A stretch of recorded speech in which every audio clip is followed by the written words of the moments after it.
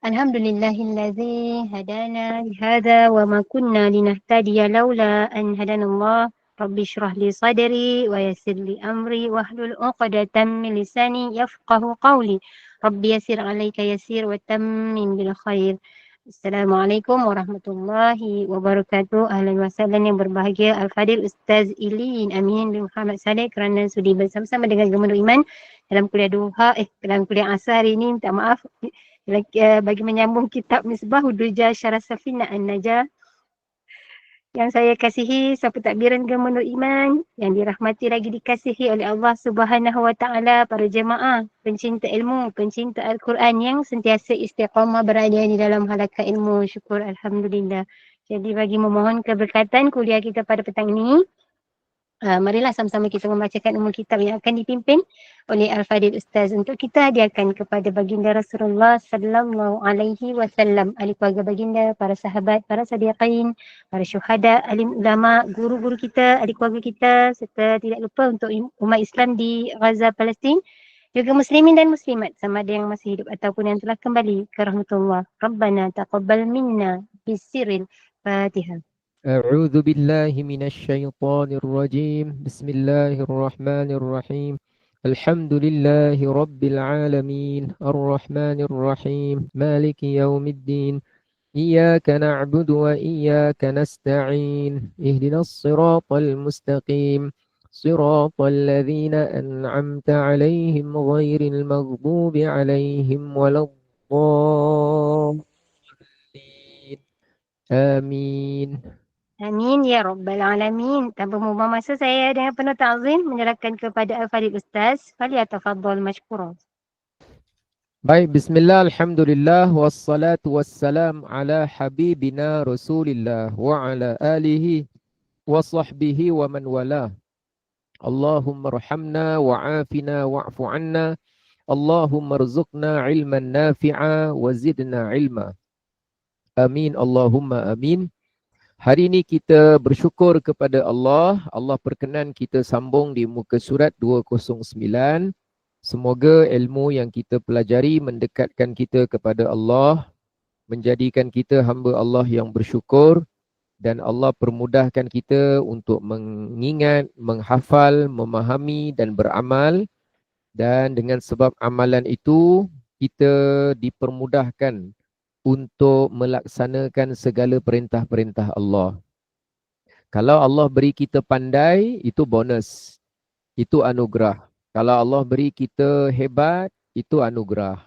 Kalau Allah beri kita memiliki pencapaian level tertentu, tapi itu dikira sebagai bonus lah, anugerah kurniaan.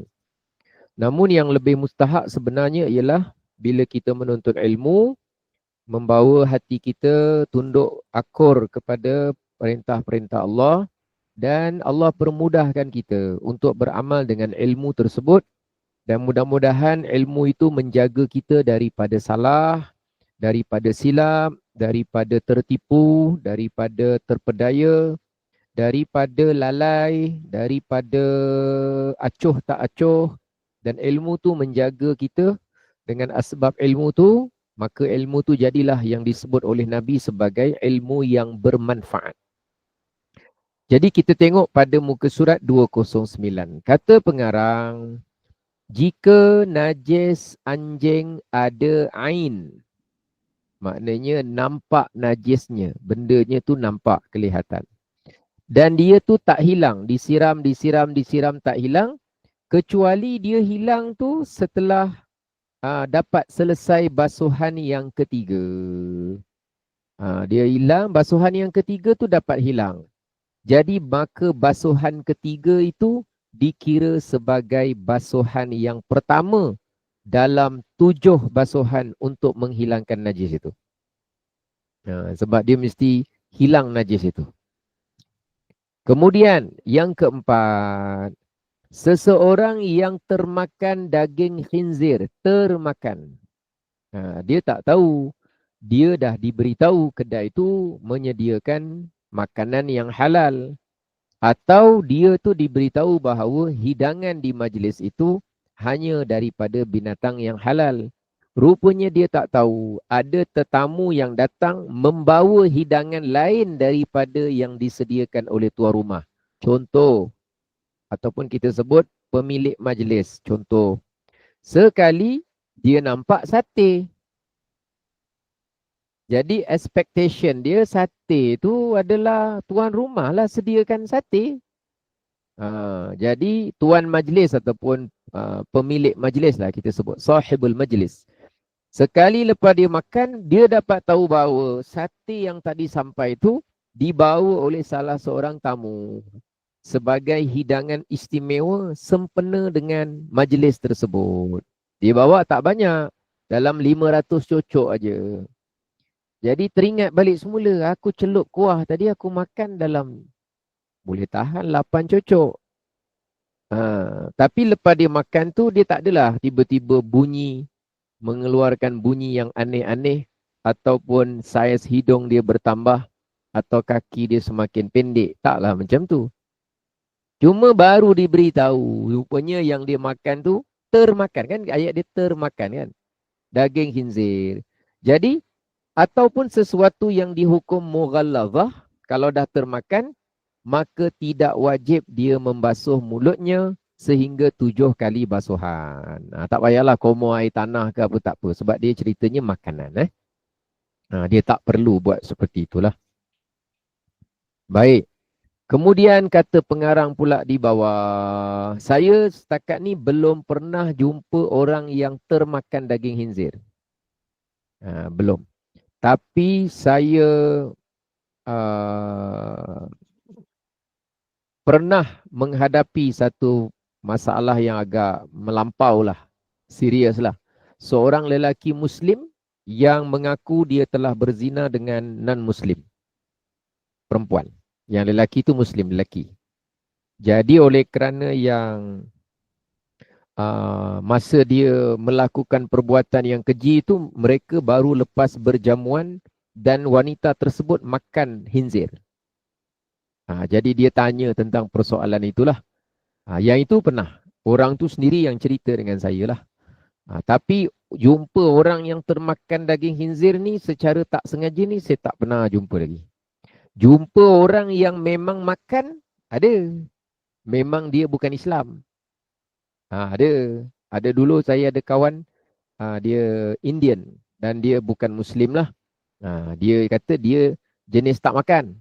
Tapi ada adik-beradik dia vegetarian. Tapi ada adik-beradik dia yang makan. Makan. Jadi dia cerita gitu je lah. Baik, sekarang tengok tajuk. Anak yang lahir daripada manusia dengan anjing.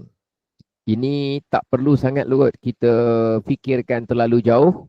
Tapi dalam kitab-kitab fiqh diterangkan juga. Diterangkan juga kerana amanah hukum dan penjelasan. Tapi insya-Allah setakat ni saya tak pernah lagi jumpa yang betul-betul. Anak lahir, bapa dia orang, mak dia anjing. Jadi dia ni ojing. Jadi setakat ni belum. Cuma pengarang ulama kita ada sebutkan. Dalam kitab-kitab ada digariskan. Tengok kat situ dia cakap apa? Anak yang lahir daripada hubungan antara manusia dengan anjing, jika yang lahir itu anjing, mungkin orang akan cakap lah, Ustaz, tapi dari segi kromosom, dari segi apa tak memungkinkan. Betul tak? Kalau tanya orang-orang yang mahir dalam bidang sains, tak memungkinkan. Tapi seandainya berlaku, maka sudah ada garis panduan secara dalil syarak. Berdasarkan ijtihad ulama' lah. Berdasarkan apa? Ijtihad ulama'. Baik, apa dia tulis itu? Anak yang lahir daripada hubungan manusia dengan anjing, jika yang lahir itu anjing, maka hukumnya najis. Walaupun dia boleh bercakap dan ada akal. Jumpa anjing kat depan rumah kita, Assalamualaikum pakcik. Kita pun toleh. Assalamualaikum, Hajah. Siapa bagi salam ni? Jangan main-main . Aku tak nak kena sihir ni. Kita cari orang. Rupanya anjing tengah duduk tepi pokok. Assalamualaikum. Anjing tu bagi salam. Pakai spek mata. Contoh. Dia boleh cakap dan dia boleh fikir. Kita tak jangka. Kita cari siapa bagi salam ni. Pagi-pagi kat orang rumah ni. Tengok kat pagar. Rupanya ada anjing bagi salam. Oh, kita terkejut. Contohnya. Dan dia ada akal. Dan dia boleh bercakap. Kita kata, awak kan anjing? Dia jawab, ya saya tahu. Awak pun manusia. Dia tahu kita manusia. Maknanya dia ada akal. Tapi anjing, contoh saja. Jangan pula lepas kelas ni pukul 6 dia keluar, dia tengok keluar. Harap-harap ada anjing bagi salam. Tak, saya nak cerita ni maknanya walaupun dia boleh bercakap dan berakal, oleh kerana bentuk dia anjing, ulama kira hukum dia najis. Itu cerita dia. Sebaliknya, apabila yang lahir itu pula bentuknya manusia, mungkin dia sepenuhnya manusia atau separuh tubuh manusia, separuh tubuh yang lain adalah anjing, maka hukumnya adalah suci mengikut pendapat Imam Ar-Ramli, dan dia dikira suci juga dalam beberapa perkara ibadah. Maknanya badan dia manusia, kepala anjing contoh. Atau badan dia manusia, tangan depan tangan dia kaki anjing. Contoh. Ataupun dia badan manusia, kaki manusia, tangan manusia, tapi belakang ada tumbuk ekor macam anjing. Contohlah. Wal'iyadzubillah. Mudah-mudahan jangan ada. Tapi ceritanya, menurut Imam Ar-Ramli, kalau separuh-separuh atau bentuknya manusia, dia dikira sebagai suci. Maknanya melihat pada ada manusianya dia tu. Pada fizikal. Yang tadi kan ada manusianya dia, tapi pada akal dan pada bercakap saja. Bentuk dia anjing penuh. Ni contoh saja. Baik, suci dalam beberapa perkara. Kalau bentuknya manusia, yang pertama boleh masuk dalam masjid. Jangan pula kita tengok dia syuh. Jangan dihalau sebab dia masih ada bentuk manusia. Yang kedua, sah solatnya. Solatnya sah, bahkan boleh jadi imam. Kita tengok imam ni pakai kain pelekat. Tapi kenapa belakang tu macam tertonjol sikit ni? Kita jadi makmum, imam pakai kain pelekat. Belakang tu macam ada benda. Rupanya dia ada ekor. Contoh, kalaulah ada ekor. Sah menurut Imam Ar-Ramli. Kemudian kalau air tu sedikit. Air dalam baldi. Air sedikit tu maknanya apa? Secawan? Bukan. Semangkuk? Bukan. Mana air sedikit? Hari tu kita dah belajar. Maksud air sedikit tu apa? Kurang dari 2 kullah. Kurang dari 2 kullah, automatik namanya air sikit. Jadi jangan tanya berapa liter lah. Jadi catatan dia kurang daripada 2 kullah. 2 kullah hari tu berapa liter? Ingat tak? 200 berapa? Oh, soalan teka-teki ni yang paling bagus sekali ya. Itu nama rejak ada 16 guys. 200 berapa? 16 liter. Itu ukuran 2 kullah nak menentukan sikit banyak itu. Itu cerita dia. Jadi kalau ada air sikit, dimasuki oleh najis, kan najis. Walaupun dia tidak mengubah bau, warna dan rasa.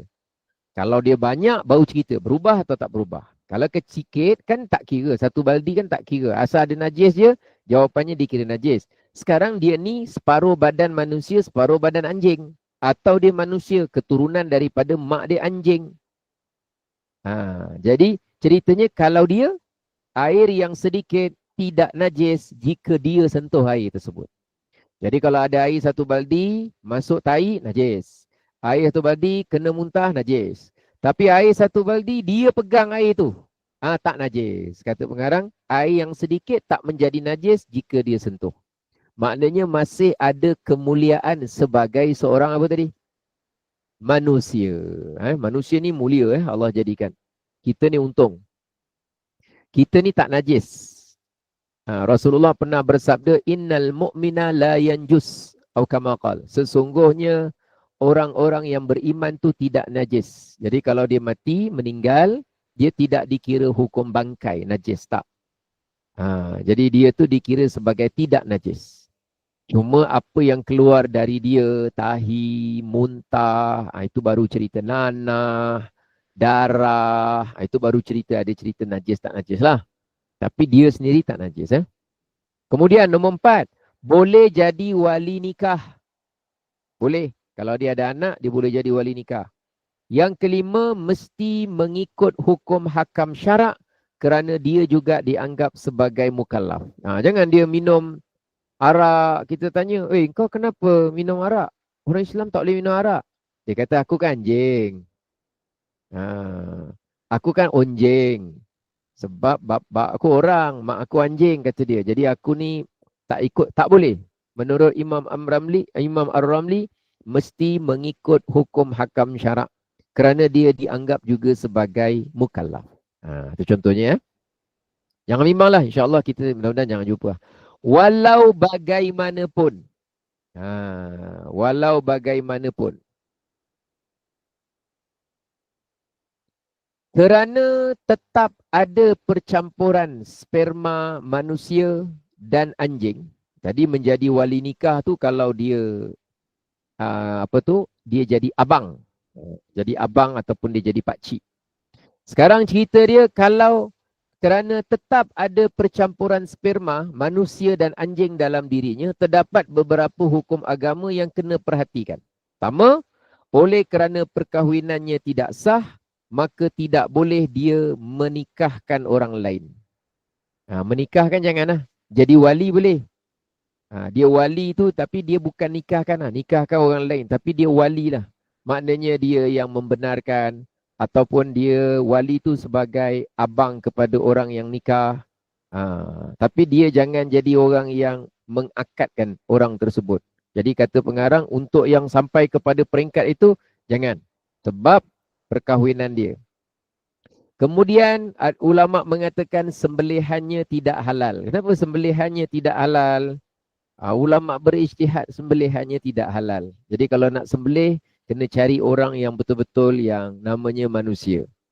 Kemudian tidak boleh mewarisi harta keluarganya walaupun harta orang tuanya sendiri atau harta anak-anaknya sekiranya dia tetap memaksa nak berkahwin juga dan mempunyai anak selepas daripada itu. Dan kemudian jika dia dibunuh, maka orang yang membunuhnya tidak boleh dikenakan hukum qisas sebab dia tu tidak sepenuhnya manusia. Rumit ni, rumit. Bukan roommate. Rumit. Rumit.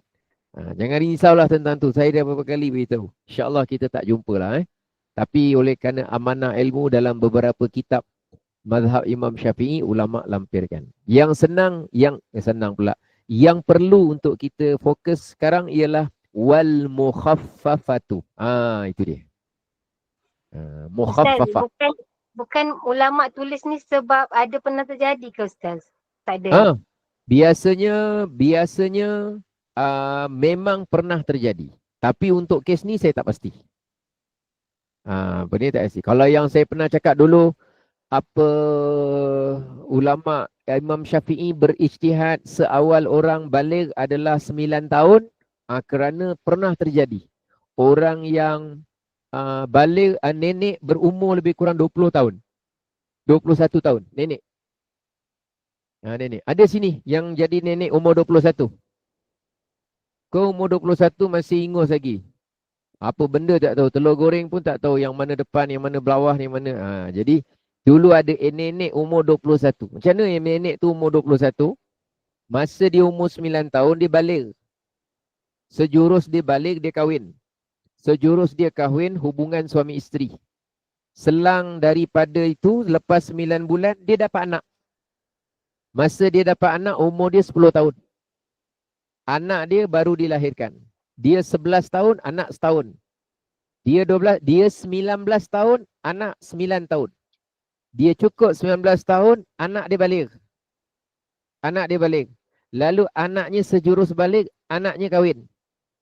Bila anaknya setahun kahwin, dapat anak. Masa tu umur dia pula dah 20 tahun. Nak masuk 21. Jadi nak masuk ke 21 tu dia dapat cucu. Jadi di dalam catatan sejarah pernah nenek yang tu saya tanya, siapa sini yang jadi nenek umur 21. Tu contohnya lah. Lepas tu mengandung paling lama berapa tahun? Mengandung. Biasa 9 bulan mengandung. Ingat tadi tu? Yang saya pernah dengar setahun, Ustaz. Tahun. Tak, yang dalam fiqh. Mengandung paling lama tak silap saya 4 tahun. 4 tahun. Ada tak dalam sini? Ada kot. Ada tak hari tu cerita? Wanita mengandung paling lama 4 tahun. Ada tak tulis? Hari tu kita ada belajar tak? Ada rasanya. Ada kan? Dalam mazhab Syafi'i. Tak silap saya 4 tahun. Yang itu kerana memang ada orang yang apa? Yang mengandung catatan dia 4 tahun. 4 tahun. Kalau tak silap saya 4 tahun. 4 tahun Tapi kita secara umum 9 bulan lah. 9 bulan. Kalau Imam Syafi'i tak silap saya 4 tahun lah. Imam dia sendiri. Syafi'i 2 ke 3 tahun Ustaz kan? Itu Imam 2, Malik 3 Masya Allah. Tahun Imam Syafi'i 4 tahun Ustaz. Tak silap saya 4 tahun lah. Saya lupa lah siapa. Tapi memang ada ulama kita yang dalam kandungan dia lama. Tapi bukan bermakna masa dia keluar dia terus tenang bola tau. Terus score gol. Bukan maknanya dia terus jadi besar. Tiba-tiba dah minta sate kan. Bukan macam tu lah. Tapi dia bayi juga. Tapi dia lama dalam kandungan. Dulu-dulu biasa. Tapi kalau seorang ibu tanggung 4 tahun. Ini umat Nabi Muhammad tau. Bukan umat dulu. Umat dulu mungkin kita tak tahu sebab umur panjang-panjang. Mungkin mengandung pun lama. Wallahualam. Saya tak berapa tahu sangat umat dulu. Baik, masuk ke atas. Wal mukhaffafatu tatuhuru birashil ma'i 'alaiha ma'al ghalabati. Ghalabati tu maknanya ratakan air. Wa izalati 'ainiha. Izalah maknanya singkirkan. Kat situ dia tulis hilangkan, boleh. Ainnya makna 'ainiha, benda najis itu. Ada nota kaki 199, ada nota kaki 200. Apa 199? Tengok di bawah tu kejap. Bawah tu. Ketika menyucinya, yang najis mukhaffafah ni, air tidak disyaratkan mengalir. Sebab dia renjis. Jadi dia tidak disyaratkan mengalir. Jadi, kalau basuh, maknanya mengalir. Kalau renjis, maknanya tak disyaratkan mengalir. Tapi kalau nak mengalirkan juga, siram juga, okey tak? Okey lah, kira lebih lah kan? Lebih, okey. Dan tidak perlu menjirus, mencurahkan air di atas najis tadi. Jadi dia tak perlu sampai begitu. Tapi kalau nak buat, bagus. Okey saja. Dan kemudian 200 tengok di bawah, basuhan sebegini yang namanya renjis-renjis tadi tu tidak memadai kalau ada ain. Tidak memadai kalau ada ain. Atau sifat najis yang tidak dapat dihilangkan dengan renjisan percikan sebegitu. Ini yang disebutkan dalam Tuhfah, nama kitab, dalam Nihayah, nama kitab. Walau bagaimanapun dalam kitab Fathul Mu'in, Fatah, dan kitab Syarhul Ubab, tidak disyaratkan hilangnya sifat najis itu. Okey, gini. Ada satu budak lelaki 2 tahun ke bawah, tak minum apa melainkan susu, kencing. Kencingnya atas lantai. Baik. Cara yang maksud renjis-renjis ni, kita ambil kain, kita ambil air kencing tu hilangkan. Lepas air dia dah hilang, kita renjis-renjis air ke atas tu. Dikira apa? Bersih. Dikira apa? Bersih. Tapi kalaulah yang namanya air itu, air tu ada dekat situ, tak boleh, tak memadai kita renjis-renjis pada air kencing tu saja. Tak. Maknanya air kencing tu ada kan? Air kencing air tu ada kan? Tak memadailah kalau ada air kat situ. ataupun ada sifat najis lagi kat situ, bau, warna, rasa masih ada kat situ. Jadi secara umum dia ni ada special jadi mukhaffafah. Kalau benda tu dapat disingkirkan ain, tinggal apa nak buat? Recik saja, renjis saja. Tapi kalau dia dah serap, dah resap dalam kain tersebut, dan kita tak boleh nak singkirkan dia, maknanya tak ada nak tanda, tak ada masa nak keringkan ke apa, nak hilangkan bau, warna, rasa dia punya tu, ain dia tak dia nak hilangkan, maka kita basuhlah seperti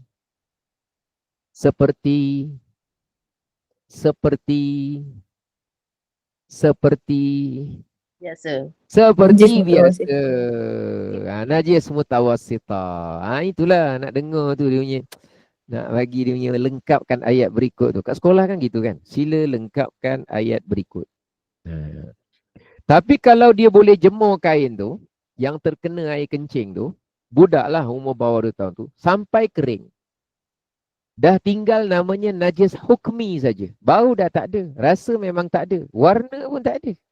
Ain dah tak ada dah. Masa tu dia renjis. Jawapan dia okey. Kain ke, lantai ke, mozaik ke, kayu ke, papan ke, alat dia tak kira lah. Cuma saya biasanya tengok orang, kalaupun budak tu belum makan apa-apa, melainkan susu, pada masa yang sama bawah 2 tahun, biasanya orang akan basuh seperti mana najis mutawassitah. Tapi kita tahulah bahawa ada namanya najis mukhaffafah. Kemudian pembahagian najis mutawassitah. Ada pembahagian pula. Wal mutawassitatu tanqasimu ila qismaini, ainiyatun wa hukmiyatun. Makna dia apa?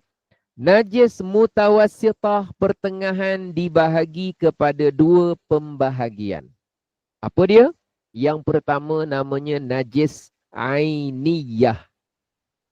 Najis ainiyah. Nampak zat. Zat tu maknanya material, bendanya, bentuknya tu kita panggil zat. Yang kedua najis hukmiyah, yang dah tak nampak zatnya. Tak nampak. Tak nampak. Zat najis tu tak nampak dah. Kita panggil dengan nama hukmiyah. Senang nak ingat. Ain, mata, dapat dilihat, nampak bendanya. Hukmiyah dari segi hukum. Hukum ni maknanya bendanya tak nampak, tapi dia diiktibarkan ada benda itu kat situ. Macam hadas lah. Hadas kecil boleh nampak tak? Nampak Ustaz kencing? Itu air kencing. Saya cakap hadas. Nampak tak hadas? Siapa pernah nampak hadas? Bismillah. Tak nampak. Dia bendanya tak nampak. Tapi berlaku ke tak berlaku? Terjadi ke tak terjadi? Namanya hadas tu. Terjadi. Berlaku. Berlaku, terjadi. Sebab dia buang air kecil. Tapi hadasnya tak nampak.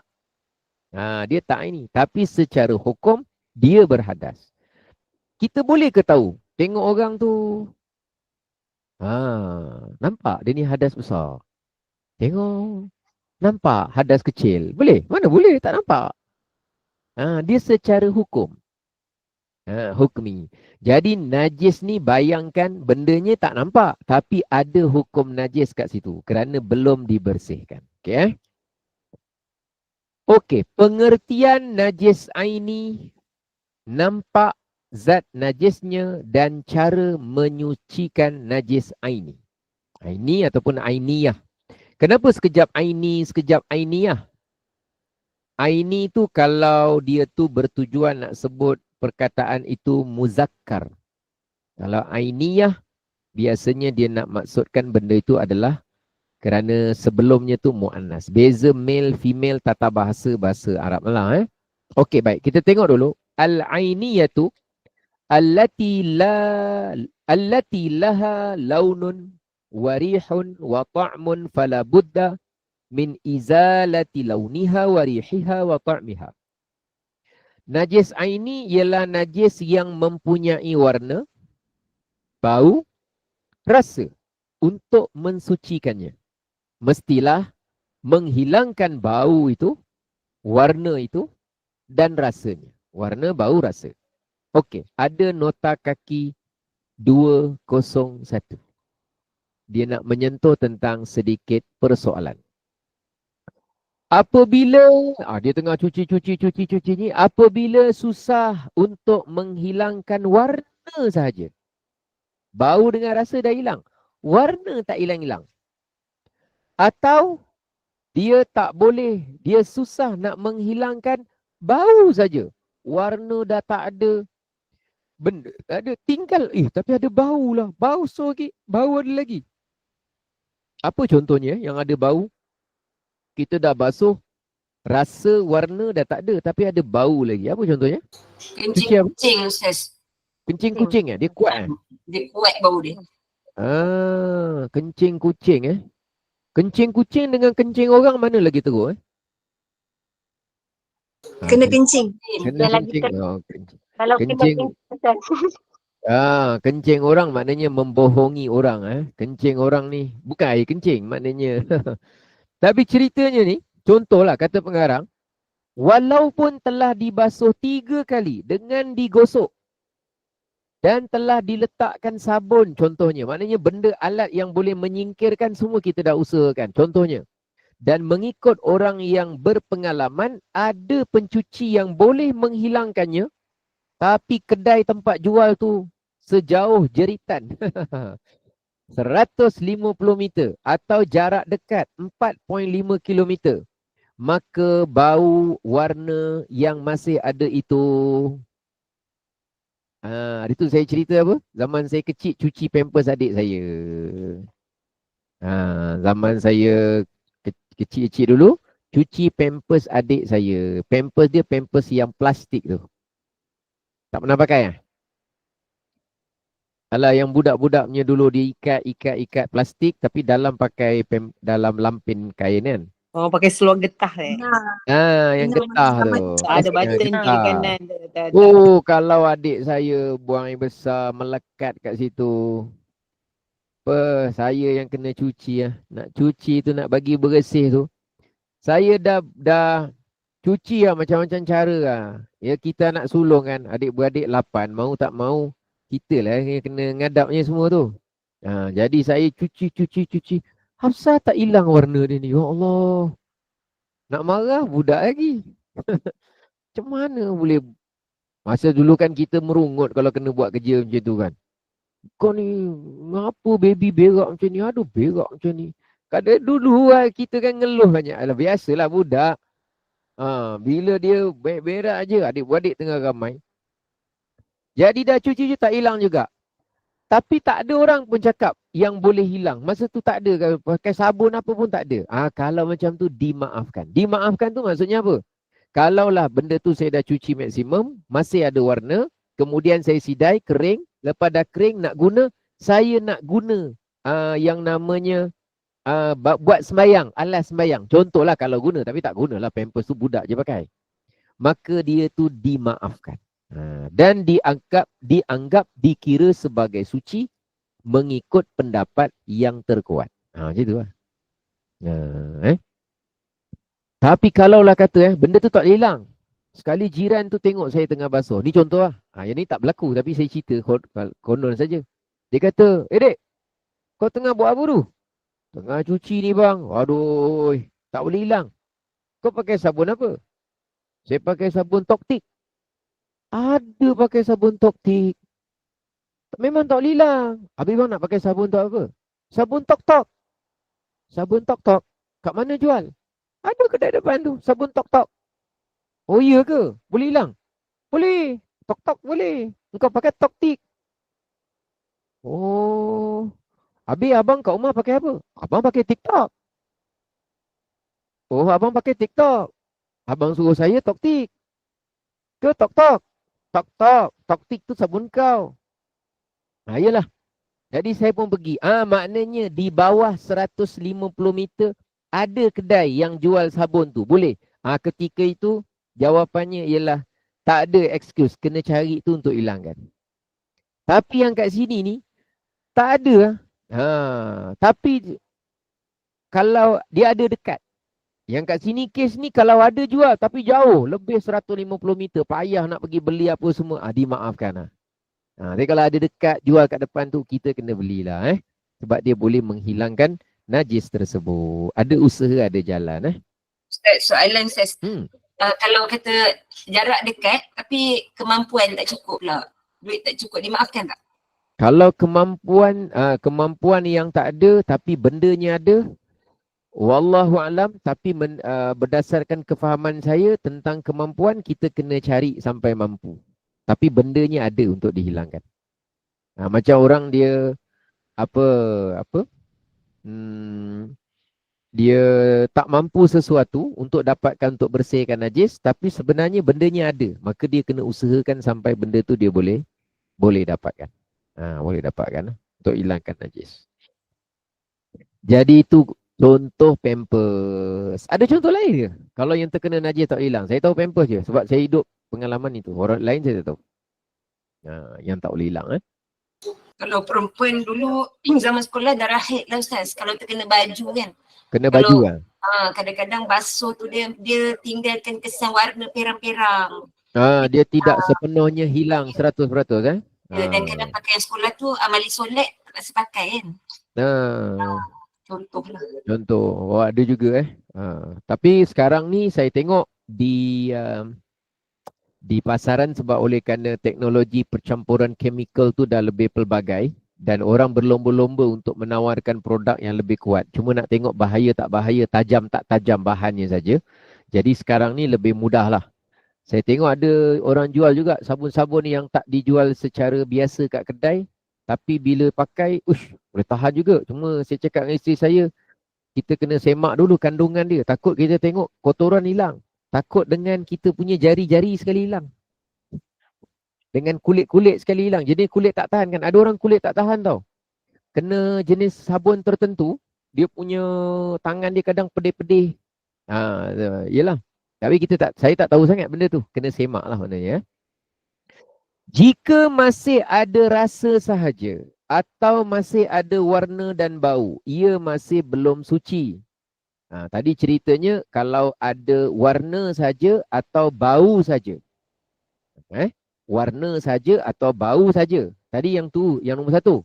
Nombor 2 ni, kalau ada rasa sahaja, walaupun satu tapi rasa, atau masih ada warna dan bau 2 sekali, maka kalau macam tu dikira sebagai masih belum suci. Jadi dia berat sikit lah. Yang tadi kalau hanya ada warna saja atau bau saja, dikira dah usaha bahan pun jauh apa semua, okey, dimaafkan, suci. Tapi kalau ada rasa saja atau ada warna dan bau 2, jadi dikira sebagai belum suci. Dan jika terpaksa memotong kain itu untuk menghilangkannya atau susah mencari pencucinya, jika sampai ke tahap macam tu, susah nak cari pencuci dan ataupun terpaksa nak kena potong baru hilang benda tu, maka barulah dimaafkan. Jika mampu, wajib dihilangkan. Walau bagaimanapun, solat kalau ditunaikan dengan najis yang dalam keadaan macam ni. Dalam keadaan macam ni tu macam mana? Dah usaha, pencuci segala dah cuba, apa semua, maka solat tersebut tidaklah perlu diulang. Dengan catatan dah cuba segala cara. Baik. Sekarang ini kalau najis, ni selalu berlaku. Sebab tu dulu guru saya dia pesan, kalau boleh najis tu hilang dulu baru bagikan sabun. Kerana dia tak nak kalau kita basuh, bau sabun menutupi bau najis. Faham maksud saya?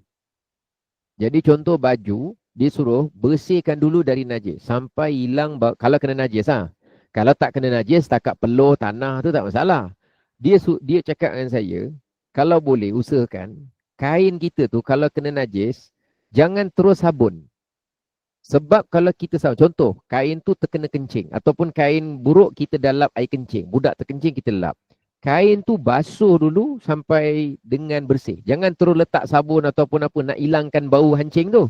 Basuh dulu sampai dah tak ada bau hancing, maknanya najis jelas hilang. Lepas tu kita nak selesa ataupun nak sedap ataupun nak hilangkan kuman ke apa tujuan, kita sabunkan sikit pada dia, okeylah. Kalau kita terus sabun, bimbangnya sebenarnya najis bau dia tu tak hilang lagi. Tapi bau sabun mengatasi bau yang masih ada bau kencing tu. Contoh. Gitu. Okey, kita tengok dulu nombor 3. Jika najis telah dihilangkan, najis dah hilangkan dah. Dah hilang. Tetapi yang masih ada adalah bau sabun, ia sudah memadai. Mengikut Imam At-Tablawi. Imam Ar-Ramli mengatakan belum suci sehingga hilang bau sabun tersebut. Sebab dia bau sabun dah tertimpa dengan bau najis. Jadi kena hilang betul bau sabun baru dapat dipastikan najis tu hilang bau dia. Faham maksud saya? Jadi kata guru saya lebih baik masa basuh bersihkan najis tu hilangkan betul najis bau najis itu. Lepas tu dia pakai soflan ke, kan pakai soflan untuk bau wangi kan? Selain soflan untuk lembut. Bau wangi tu dia panggil apa? Doni.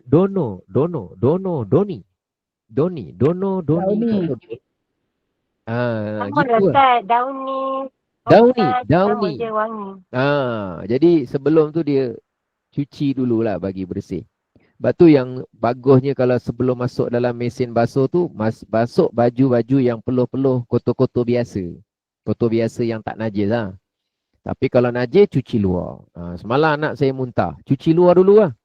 Cuci luar dulu, cadar tu gini. Lepas dah cuci apa semua. Lepas tu saya gantung, dah tuh air dia apa semua. Dah bersih lah.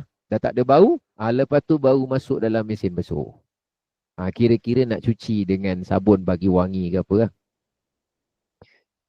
Baik, itu yang ketiga. Yang boleh campur keempat. dengan baju solat tu.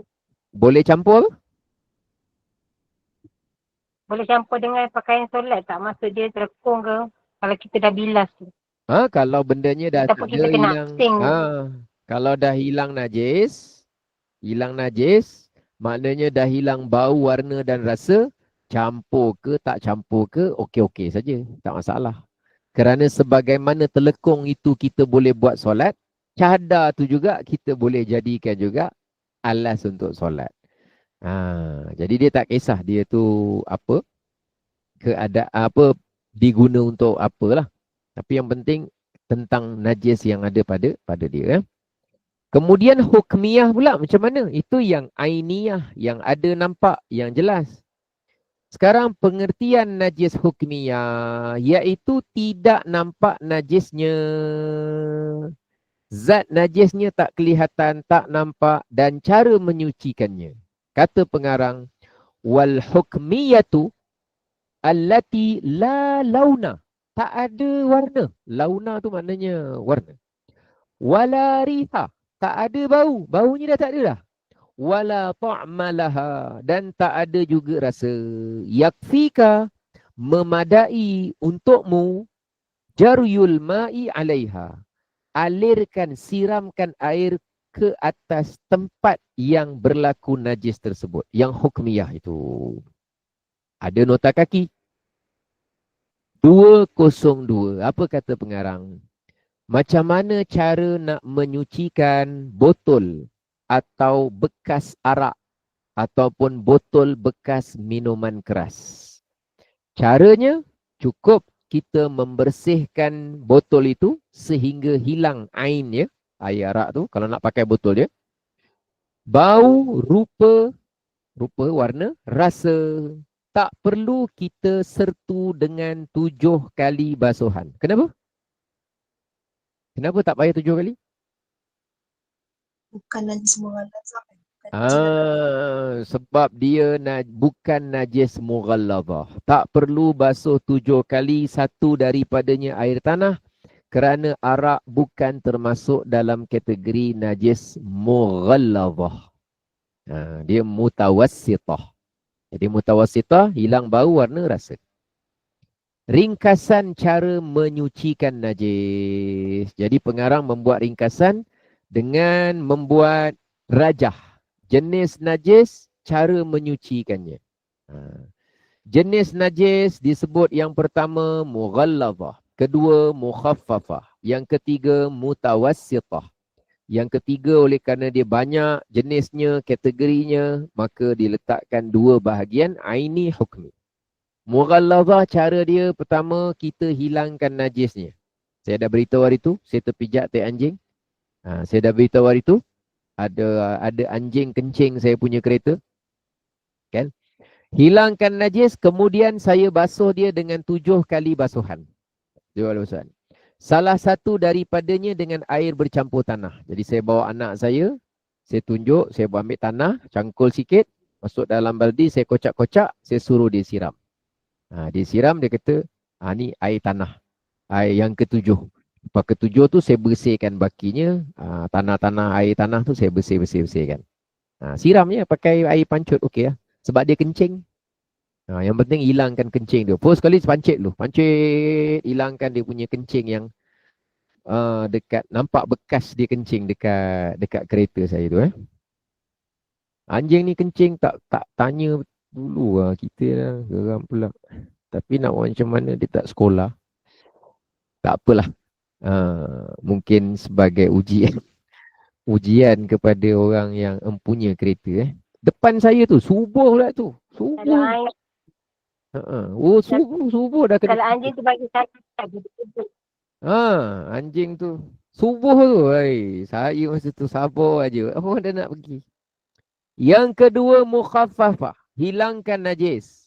Nampak tak saya cakap tadi tak? Kalau budak kencing atas lantai, mukhaffafah tu cerita dia, kena hilangkan apa?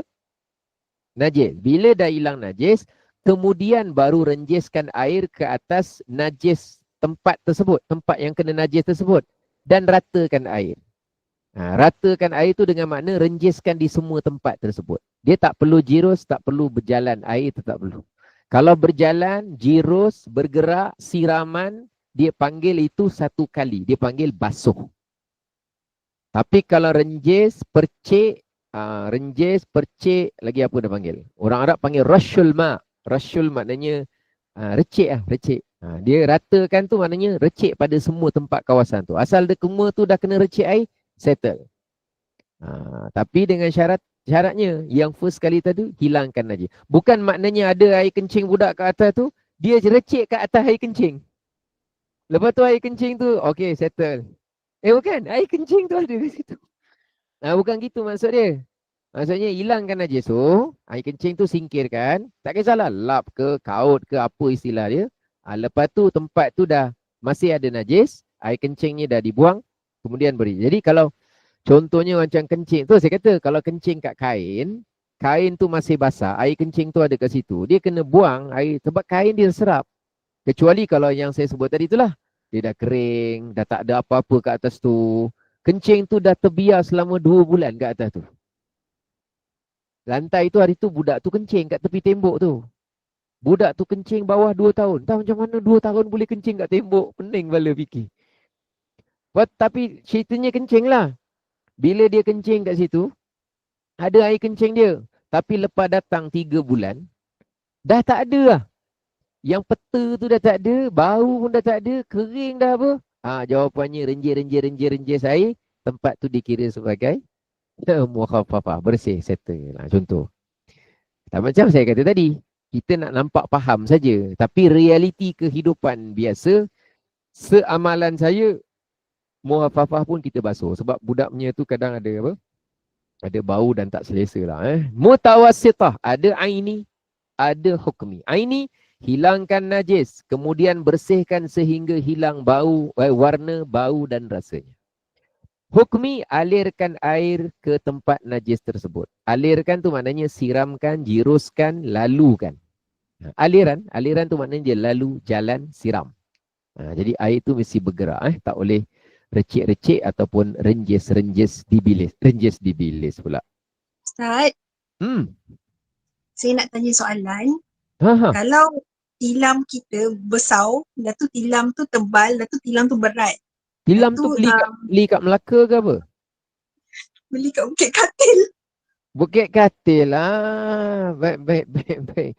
Oh, kisahnya. Bukit Katil memang Melaka. Lepas tu?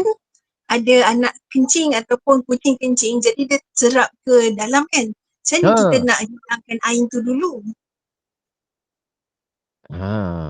Pakai tangan pusing tilam tu. Perah. Tilam tebal dah. Jawab. Sebab tu nak hilangkan kat tilam tu susah. Dan syukurnya kita tu tak jadikan tilam tu tempat semayang. Jadi kalau tilam tu dah terkena yang namanya najis kat dalam tu, dan najis tu ada kat dalam tu, contohlah kan. Kalau tilam tu jenis yang boleh disiram, tembus air ke dan sebagainya, senang. Maknanya apa? Kalau tilam tu satu ketika dia kering, kita jemur dia kering, bila dah tak ada bau, tak ada warna, tak ada rasa, kita siram air ke atas, air lalu ke bawah, sekali jalan saja air, sebenarnya dia dah dikira sebagai bersih. Tapi untuk kita lakukan tilam seperti itu secara bersendiri, praktikalnya biasanya orang akan cakap tilam tu tebal. Sebab jemaah JNI ni biasanya tilam dia 2 jengkal. Jemaah JNI lah. Sebab dia beli bukan dekat kedai katil. Dia beli kat bukit katil. Jadi katil dia memang tahap bukit. Jadi bila dah tilam jenis tebal gitu, 1 nak angkat, 2 nak jemur, 3 nak bersihkan. Biasanya tak berkemampuan sepenuhnya. Biasanya lah gitu. Tapi semaksimum kita hilangkan bau warna rasa okeylah. Tapi dalam tu terkumpul najis, wallahualam. Tapi kita pun tak buat apa-apa yang berkaitan dengan ibadah di atas tilam tu. Jadi jawapannya tak apalah. Pakai-pakai je, tak ada masalah. Cuma tilam tu tak boleh jadi pakaian kita ketika menggunakan dia sebagai tempat kita melaksanakan solat lah. Kecuali kalau kita alaskan sesuatu di atasnya, kemudian kita solat di atasnya. Hari tu kan kita dah belajar kan? Bahagian atas, bahagian bawah. Kalau bahagian bawah tu ada najis sekalipun, tapi tidak menembusi bahagian atas, itu kan ada kan? Maka kalau saya semayang, ada kan? Saya semayang atas papan. Papan tu bawah ada najis. Tapi atas, najis yang di bawah tu tak tembus kepada atas. Dia ada lapisan, kayu contoh. Najis tu tak tembus kepada atas. Atas tu bersih. Maka tempat semayang tu kita boleh semayang. Dikira permukaan tempat atas tu adalah tempat kita solat. Itu kita ada tengok kan dia punya tu kan. Maknanya pesakit yang di atas katil, kalau dia nak solat, kena lapik lah. Kalau dia lapik, kalau macam yang hospital punya lapik, kan dia merasa tak yang macam plastik sikit tu? Rasa tak? Yang dia kalau orang terbobos pula. Saya panggil terbobos. Panggil apa? Terlepas buang air, jadi tak kena tilam. Ada tak pesan? Dia ada satu alat macam getah. Dia bukan getah, saya tak tahu nak bagi nama apa material dia saya tak tahu. Tapi dia kira tak tembus air lah. Kira-kira kalau PVC dia panggil Brosit, Ustaz. Terima kasih bagi maklumat. Sebab saya tak tahu material dia apa. Yang saya tahu dia macam mengelak. Dia lapis, jadi dia tak kena tilam. Tak kena tilam. Kesian orang. Je. Dia angkat yang tu saja. Betul. Sebenarnya mudah. Itu sebenarnya dari segi teknikal cerdik lah, tentulah. Tapi dari segi untuk ibadah tu bagus lah. Cuma nanti dia guna tu, nanti sampai yelah kalau kena tilam kan susah. Nanti kan bau, nak bersihkan, nak jemur. Siapa hospital nak buat gitu? Orang lain semua sakit. Ramai yang terbuang besar, terbuang kecil, termuntah, terdarah. Jadi tu satu bentuk yang bagus juga tu. Memudahkan. Dan tanbih. Ya saya. Nak tanya, kalau cakap pasal Ustaz kata kereta kena kencing anjing kan, kalau dah lama berlaku lah Ustaz, kalau macam pernah lah nampak anjing kencing kat kereta tapi lepas tu tak dibersihkan sebab kita pun tak tahu dekat mana exactly dia kencing. Sekarang ni dah lama dah benda tu, kena bersihkan, kena ni juga ke Ustaz yang basuh air tanah semua tu? Kalau tak, masalahnya tahu ke tak tahu? Anjing kencing tu tak kita nampak ke atau kita agak ke macam mana? Saya tak faham. Nampak Ustaz, saya pada jauh lah saya nampak. Tapi saya tak pasti dekat mana exactly dia kencing tu. Tak ingat belah mana tepi kereta mana kan? Kalau tak ingat susah juga soalan ni. Kalau cerita lebih hati-hati, saya tak senang nak jawab. Basuh aja semua. keliling tu, basuh siram 7 kali, lepas tu simbang air tanah sekali jalan. Tapi secara syarak, maknanya secara tepat.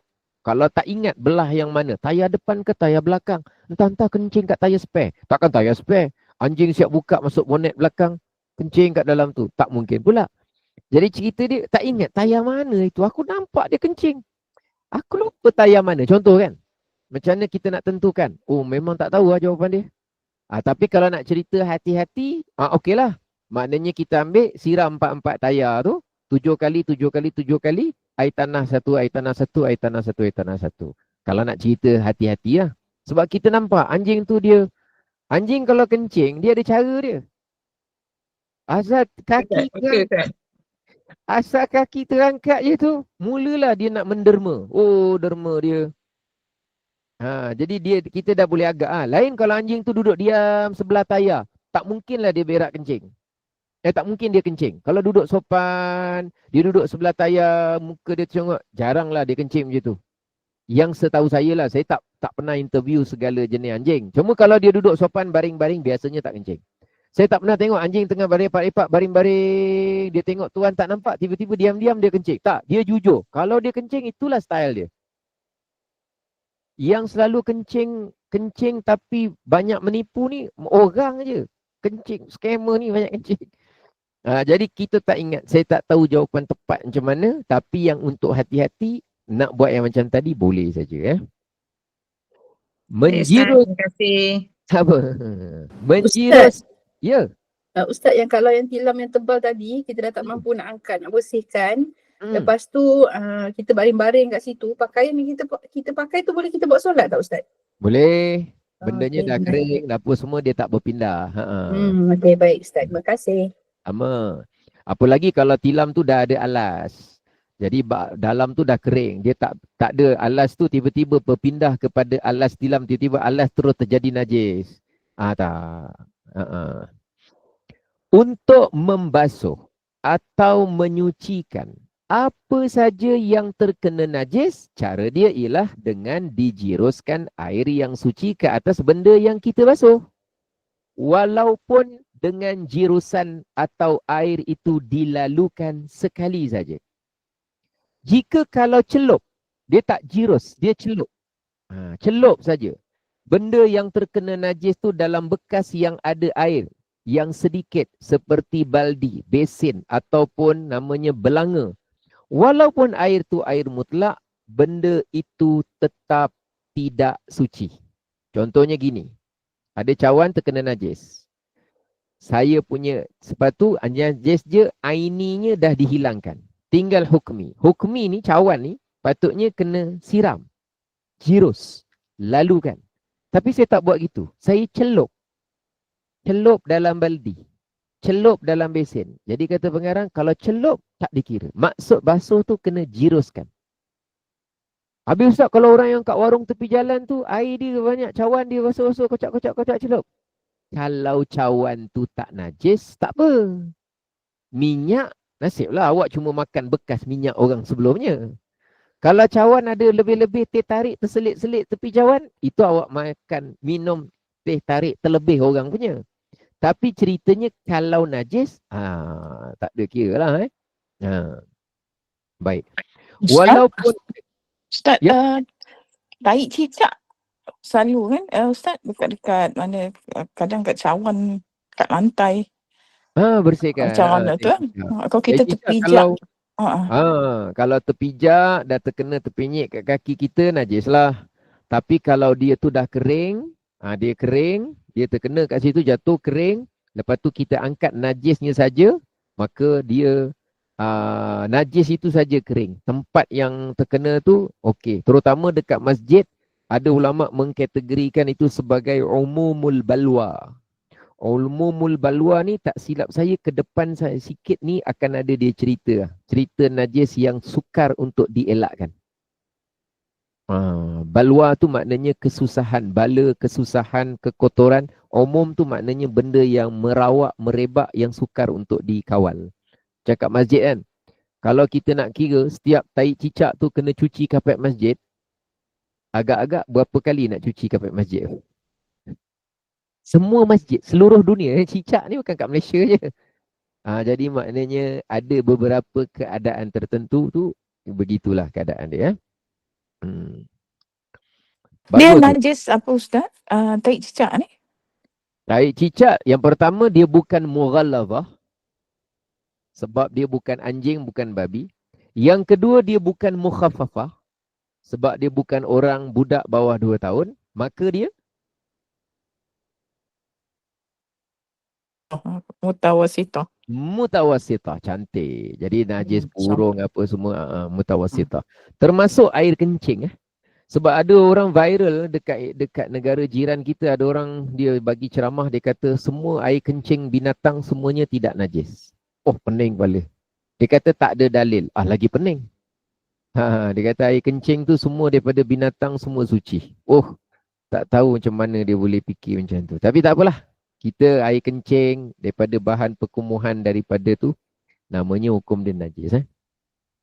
Perkara ini kata pengarang, perlu diambil perhatian yang serius kerana banyak berlaku di kedai-kedai makan, di warung-warung di mana orang membasuh daging yang berdarah, daging ada darah sebab darah yang keluar tu najis, atau ikan hanya dengan cara celup.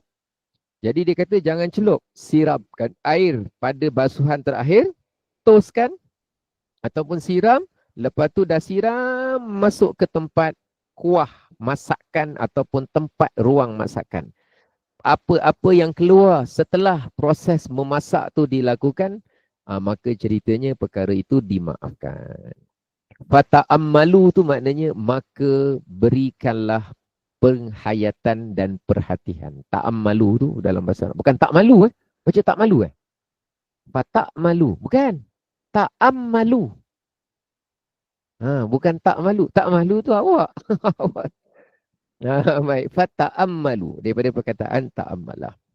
Mudah-mudahan manfaat, mudah-mudahan barakah. Allah tambahkan kefahaman ilmu dan pengamalan kita mudah-mudahan sesuai dengan sunnah Nabi sallallahu alaihi wasallam. Kita harap sangat kita harap supaya Allah terima amalan kita. Nabi pun gembira dengan kehadiran kita sebagai umatnya. Dan mudah-mudahan Allah terima amalan kita. Wallahu a'lam. Saya kembalikan kepada pengacara majlis. Silakan. Alhamdulillah, barakallahu fiik. Tiada sesi soal jawab lagi Ustaz Tutup terus Tadi pun ada, okey dah. Satu last Ustaz. Tai burung Ustaz. Tai burung yang dah kering di atas bangku bangku duduk kadang kat garden ke apa. Boleh ke kita duduk atas tu Ustaz kalau dah tak larat lagi nak diri? Boleh, duduk boleh. Cuma kalau dia basah, kita najis je. Boleh, dia tak haram, cuma najis. Najis. Kalau dia dah kering Ustaz tapi ada lagi nampak dia punya ain tu. Ain ada kan? Kalau ain ada, maknanya dia najis lah. Ain ada, bau, warna, rasa. Zatnya tu ada, betul. Walaupun dah kering Ustaz kira betul. Najis lah gitu. Okey, terima kasih Ustaz. Dia kalau kering tu benda yang bukan najis, nanti dia jadi hukmi. Contoh, tadi kain tak najis. Tapi bendanya dulu ada najis kena kat situ. Najisnya yang dah tak ada, kain yang kering. Jadi dia tinggal hukmi. Lantai tak najis. Ada dulu tai kat situ, tapi dah tak ada bendanya, tapi tak dibasuh, hukmi. Tapi kalau najis itu sendiri, dia kering ke basah, tetap namanya najis. Terima kasih Ustaz. Sama-sama. Baik.